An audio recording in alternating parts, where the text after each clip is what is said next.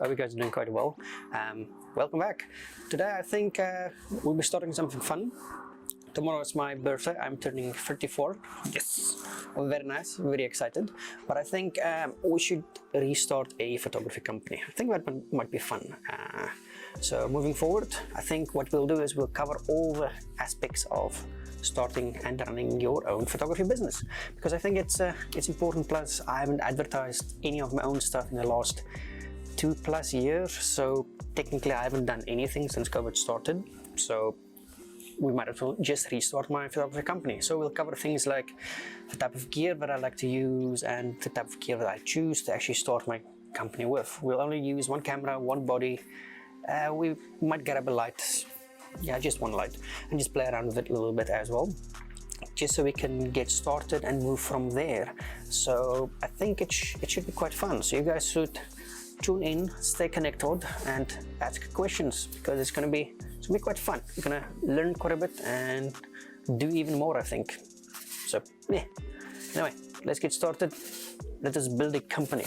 We shall need to register a name. I'll use my name. I'm lazy, so yeah, we'll do that. Very good, very good.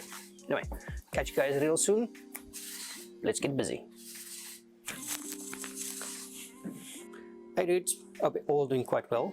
So I thought the first part in our series in regards to starting your own photography business, we'll talk in regards to what gear you would actually need to start your photography business. So we're going to keep it extremely simple and extremely straightforward, and I'm going to tell you why I choose the gear that I chose to start with, because gear is different from person to person and it all depends on what your needs are. So to start off with, I'm going to start with where I put everything in my extremely old Nikon 100th anniversary edition sling bag. It's nice, it's easy, it's tiny, it carries all my crap really nicely. And the reason I like it is because I already own it. It's not an additional expense I need to pay for, and it works for me because I just travel around with one camera body, one lens, maybe a microphone, maybe something small, a little flash or something, I don't know.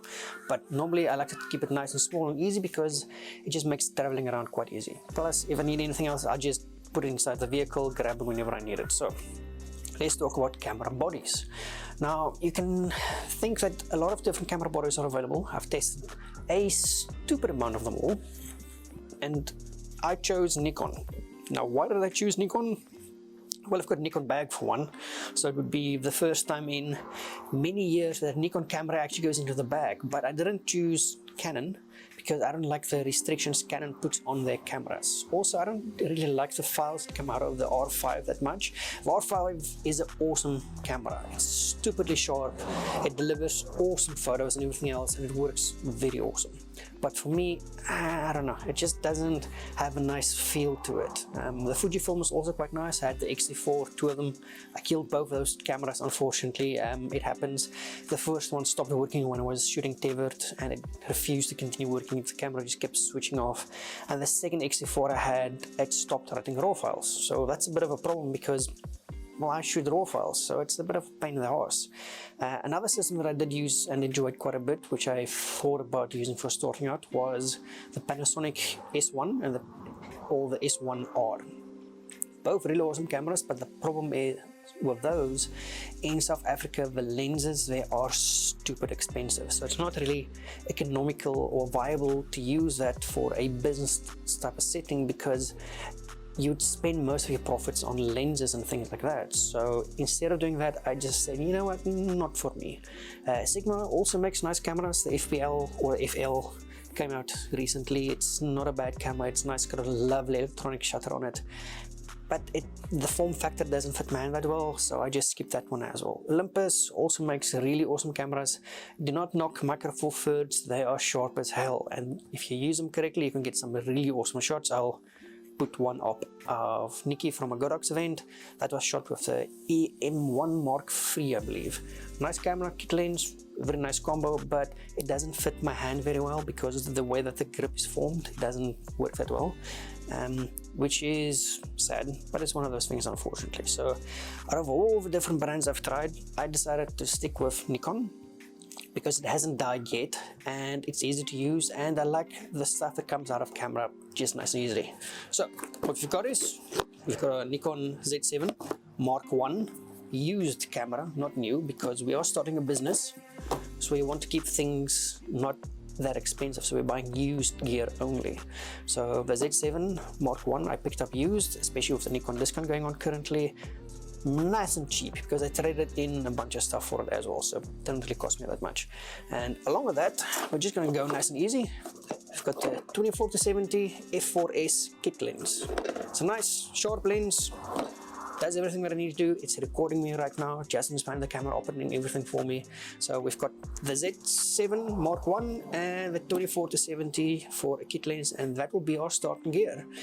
Now, I could have gone third-party lenses, but I decided, nah, I'm going to go with the 24-70S lens from Nikon, because it gives you a very pleasing contrast out of the lens. It's got very nice colors directly straight out of camera using that lens. I love it. It's awesome.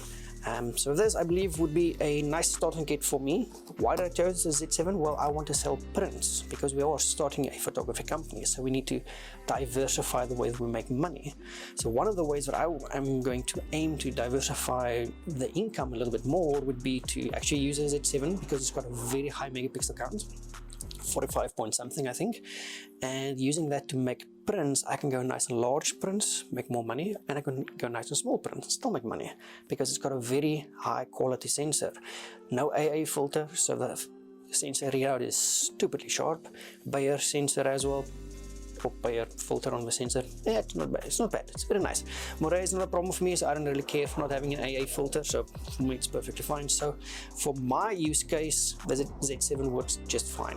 Autofocus on it is fine, and the nice thing about it is, because I want to aim at diversifying my income a bit more, it allows me to control things a little bit more. Yes, I could have gone APS-C, I could have gone micro four thirds, but I chose full frame for the specific reason that with the f4 kit lens at 70mm as an example, if I take a few steps closer to my subject, I can get a very out of focus background without any problems. Low light isn't that much of a problem, because I don't shoot that much low light these days, as well as since we're starting our own thing, or restarting anyway, we get to decide what time of day we go out and shoot, because they still do have a day job. So times of day we will shoot is flexible, but this is the kit that we'll use. Alternative kits which could have worked fine, I had a look at those as well, was the Canon R5. It's not a bad camera, but the limitations on the video side when it overheats and stuff like that, it's just not for me. Plus, the photos that you get out of the camera, they've got a very sharp digital look to them, unfortunately, which is not bad, but that does add a bit more editing for me. Whereas with the Nikon Z7 files, they come out of the camera and they've got a very unique feel to them, a nice feel, a nice soft feel. It's still sharp as hell, but it's a soft sharp, if that makes sense. It's very nice. I like it. I could have also gone with the Panasonic, but the problem is nobody's got stock, so if ain't got stock, I can't buy it, so it kind of sucks. So I went to Z7. Is it an expensive kit? Not used. Used, it's cheaper than you would think, especially because I picked up this little bundle used for cheaper than you would pay for a brand new APS-C, so it's cool. APS-C side, if I had to choose something to start with, I would have gone with Fujifilm X-T3, not the X-T4, because the X-T4 has let me down twice now. So that would have been my alternative kit to start with. It's just the X-T3 with the 35mm prime lens, f2, love that lens, as well as the 16 to 80mm f4 lens on Fujifilm, also not a bad lens, nice constant aperture, works quite well. None of the Canon APS-Cs I would use, because I believe Canon might release something new in the RF mount for APS-C, which might be a good option to have a look at. But it all depends on your use case. If you're not going to be doing print sales or stuff like that, you can start with a Canon 650D and a kit lens. There isn't really anything specific that you need to start with. But for me, I already know that I'm going to be diversifying my income, so the kit that I buy will have to be able to accommodate all of these different types of income. Print sales, decent video quality. I don't do that much video, but I will be doing a bit more commercial type video and stuff. So the Z7 kit, I believe, should be a good starting point for us to start with. So don't worry about that. Whatever kit you have, it should work quite well for starting at a company as well. You don't need anything special. A Entry-level camera with kit lens is perfectly fine for doing portraits with. Just add a 50mm 1.8 and you're good to go. But for now, I think this will be where we start. So let's take our kit and let's go make some money. Catch you guys next time. Does it show at the top of the screen 4K 30?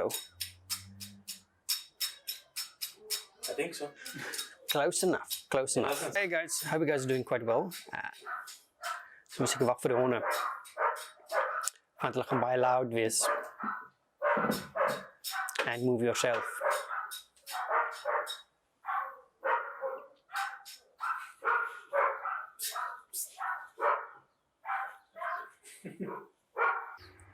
Okay. Okay, kost dit weer van die honde uit nou. Ja.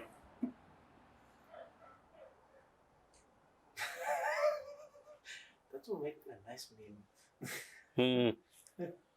Oh look, they stopped. Cool, so we